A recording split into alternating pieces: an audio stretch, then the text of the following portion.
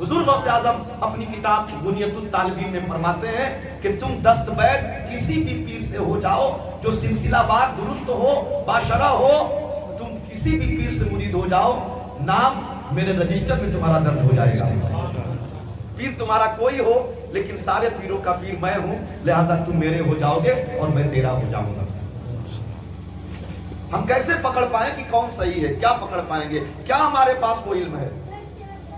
ہندوستان کے اتہاس کو اٹھا کر دیکھیں، ایک بادشاہ گزرے ہیں جن کا نام ہے اورنگزیب ضدی رحمۃ اللہ تعالیٰ علیہ۔ آپ مجدد بھی ہیں، عالم بھی ہیں، حافظ بھی ہیں، قاری بھی ہیں اور اللہ کے ولی بھی ہیں۔ جمعہ کا دن ہے، دلی کی جامع مسجد میں دو گانا پڑھنے حاضر ہوئے۔ جیسے اللہ اکبر امام نے کہا، صحن سے آواز آئی جامع مسجد کے، جو نیت پیشمان کی وہ میرے پیروں کے نیچے۔ بادشاہ وقت نماز پوری کر کے فوراً فرمان جاری کرتے ہیں گرفتار کیا جائے اسے جس نے یہ کفریہ جملہ کہا کہ جو نیت امام کی وہ میرے پیروں کے نیچے۔ گرفتاری ہو گئی۔ بادشاہ نے آرڈر کیا سر قلم کر دیا جائے، گردن کٹی، اور جن کی گردن کٹی، جنہوں نے کہا تھا امام کی نیت قدموں کے نیچے، وہ اپنی گردن کو کیچ کر کے اور دھیمے دھیمے چلنے لگے۔ ذرا کہیے نا سبحان اللہ۔ گردن کٹی، دھڑ سے سر الگ ہوا، ہاتھوں میں کیچ کیا اور پھر چلتے نظر آ رہے ہیں۔ دلی حیران، بادشاہ حیران، سارے دستہ حیران۔ اللہ اکبر، یہ کیا ہوا؟ بھیڑ سے آواز آئی، اے سرمست ٹھہر جاؤ ورنہ شریعت میں رکھنا پڑے گا۔ بادشاہ اور پریشان کہ گردن کٹنے کے بعد بھی جو اپنا سر ہاتھ میں لے کر چل رہا ہے وہ کس مقام پر ہے، اور اس پر جس کی آدیش چل رہی ہو، جس کا حکم چل رہا ہو، اب اس کے مقام کا کیسے پتہ لگایا جائے؟ گردن کٹنے سے نہیں گرے، جب بھیڑ سے آواز آئی سرمست ٹھہر جاؤ، تب لاش زمین پر گر گئی۔ بادشاہ کی حیرانی کا عالم بڑھ گیا۔ سول ڈریس میں سپاہیوں کو نکا نکا چھوڑ دیا گیا۔ گرفتاری کی جائے اس بندے کی، پتہ کی جائے، تحقیقات کیا، سرچ کرو۔ مرنے کے بعد بھی گردن کٹنے والے پر جس کا حکم چل رہا ہے وہ کون ہے؟ کافی مشقت کے بعد پتہ لگا، گرفتاری ہوئی، دربار میں پیش کیا گیا، زنجیروں میں جکڑ کر بیڑیوں میں قید کر کے لایا گیا۔ حضور یہ ہے، انہوں نے کہا تھا کہ ٹھہر جاؤ۔ فرمایا بادشاہ نے کہ آپ کون ہیں؟ درباریوں نے کہا سرکار حکومت سے بڑی غلطی ہو گئی۔ کیا ہوا؟ کہا حضور یہ تو موچی ہے، یہ موچی ہے، اس کی کہاں بساط؟ کتنی با کرامت بات کہہ جائے، یہ تو موچی ہے سرکار، جوتا سلتا ہے وہی سیڑھی کے نیچے موم جامہ لگا کے، ترپال ٹانگ کے۔ بادشاہ نے فرمایا کیوں بھائی آپ موچی ہو؟ کہا جی حضور، ناچیز موچی ہے، جوتا چپل سلتا ہے، اپنے بچوں کی پرورش کرتا ہے۔ فرمایا آواز تو جانی پہچانی لگ رہی ہے، تمہیں نے روکا تھا اس دن، نام بتاؤ اور رشتہ بتاؤ، تم کون ہے وہ کون؟ کہنے لگے سرکار اے حاکم، میرا نام ہرے بھرے شاہ ہے، میں اس کا پیر ہوں اور وہ میرا مرید تھا جس کا نام سرمست شاہ ہے۔ کہا تمہارے مرید نے اتنی بڑی غلطی کری؟ کہا حضور غلطی مرید نے نہیں کی ہے، غلطی امام صاحب نے کی ہے۔ ثبوت کے لیے موقع واردات پر حاضری ہوئی۔ ہرے بھرے شاہ فرماتے ہیں بادشاہ سلامت، نشاندہی کر لیجئے، یہی میرا مرید سرمست کھڑا ہو کے کہا تھا جو نیت امام کی، امام کو بلایا گیا، پوچھا گیا بتا تیری کیا نیت تھی اس ٹائم؟ کہنے لگے بادشاہ جان کی امان ہو، بٹیا جوان ہو گئی ہے، گھر میں بڑی قلت اور دقت ہے سرکار، سوچا تھا آج بادشاہ سلامت میرے مقتدی بن رہے ہیں، خوب بڑھیا قرت کروں گا، دل خوش ہوگا، تو ایک آنکھ ہار مالا دے دیں گے تو میرا بیڑا پار ہو جائے گا، میری بٹیا کا ہاتھ پیلا ہو جائے گا۔ حضور یہی میری نیت تھی۔ فرمایا ہرے بھرے شاہ نے بادشاہ سلامت پوائنٹ نوٹ کیا جائے، امام کی نیت دولت کی حوث تھی، پیسے کی لالچ تھی، اور میرے مرید نے کہا تھا جو نیت امام کی ہے پیروں کے نیچے ہے، سرکار کھدائی کرائی جائے۔ جامع مسجد دلی کے صحن کی جب کھدائی کرائی گئی تو ایک حوض نکلا جس کے اندر ہیرے جواہرات سونے چاندی سارے خزانے بھرے نظر آ رہے ہیں۔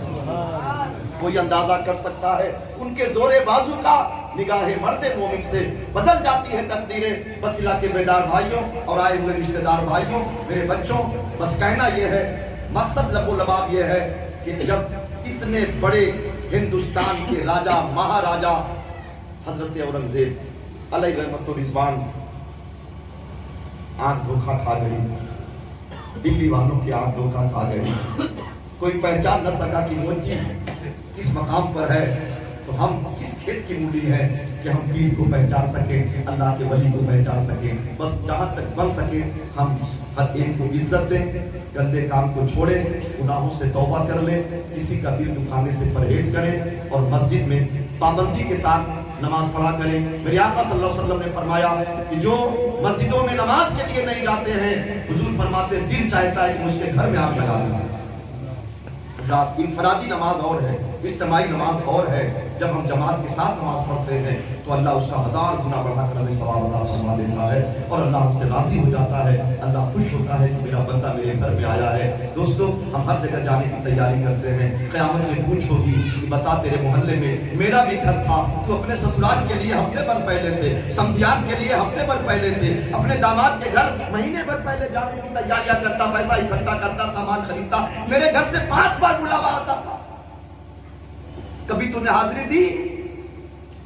بیٹے سے پوچھا جائے گا کہ تو اپنے باپ سے پیسہ مانگتا رہا، اپنے باپ کے اچھے برے کو تو نے خیال کیا، انہیں کیا پہنا دوں، کیا کھلا دوں، کتنا آرام دے دوں؟ کبھی تو نے باپ سے کہا کہ ابا نماز کیوں نہیں پڑھتے ہو؟ ہر خاوند سے پوچھا جائے گا کہ کچی روٹی ہو گئی تو بیوی کو تھپڑ مارا، زبان درازی کیا تو گریبان تک گیا، کھڑی ہو گئی تو بالوں کو جھٹکا دیا، بتا تیری بیوی نے نماز نہیں پڑھی، کبھی تو ناراضگی کا اظہار کیا؟ ہر ایک سے اس کے نسبت والوں کے بارے میں پوچھا جائے گا، باپ سے بیٹے کے بارے میں، بیٹے سے باپ کے بارے میں، شوہر سے بیوی کے بارے میں جواب دینا مشکل ہو جائے گا۔ اگر ڈی ایم کھڑا ہو کر کے ہم سے سوال کرے، دوستو بھیگی بچ جائے گی، سانسیں ٹوٹنے لگے گی، سانسیں اکھڑنے لگے گی، الفاظ بکھرنے لگیں گے، نفس حرکت میں آ جائے گا، جسم تھر تھرانے لگتا ہے۔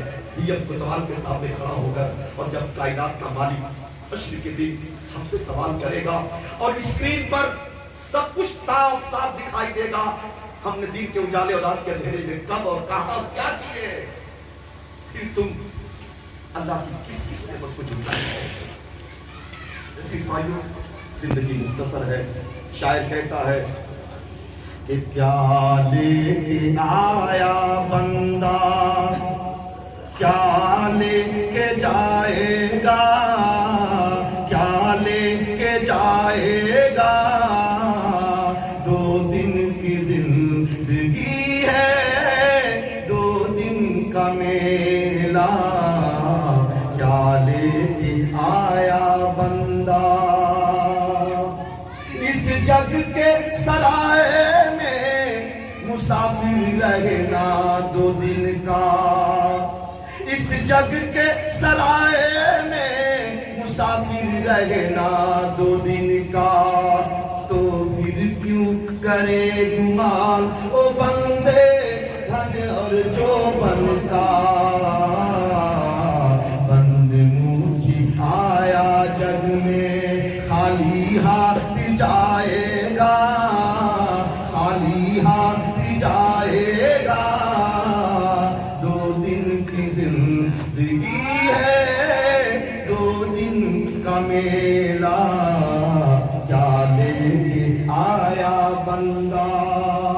عزیزم، حافظ ساحل سلمو ہمارے شاگرد بھی ہیں، ہماری اولاد، روحانی اولاد بھی ہیں، اور میں اس بچے سے آگے کے لیے، اس گاؤں کے لیے میں امید اور اللہ کی بارگاہ میں دعا کرتا ہوں، اس بچے سے اللہ گاؤں کو روشن کرے، خاندان کو روشن کرے، ماں باپ کو روشن کرے، اور گاؤں کے ہر چھوٹے بڑے امیر غریب بوڑھے بزرگ سب کی عزت۔ ابھی بچہ ہے، انشاءاللہ العزیز آپ سب کی محبت، دعائیں اور کہیں وقت پڑے تو آپ کا حق ہے، آپ کے گاؤں کا ہے، آپ انہیں عزت اور ادب کے ساتھ ڈانٹ بھی سکتے ہیں، سمجھا بھی سکتے ہیں، اور راہ راست پر لانے کے لیے ہم سب لوگ کوشاں رہیں گے۔ اللہ تبارک و تعالیٰ سے دعا کریں کہ مالک ہم لوگوں کو کہنے اور سننے سے زیادہ عمل کی توفیق عطا فرمائے۔ زندگی سلامت رہی۔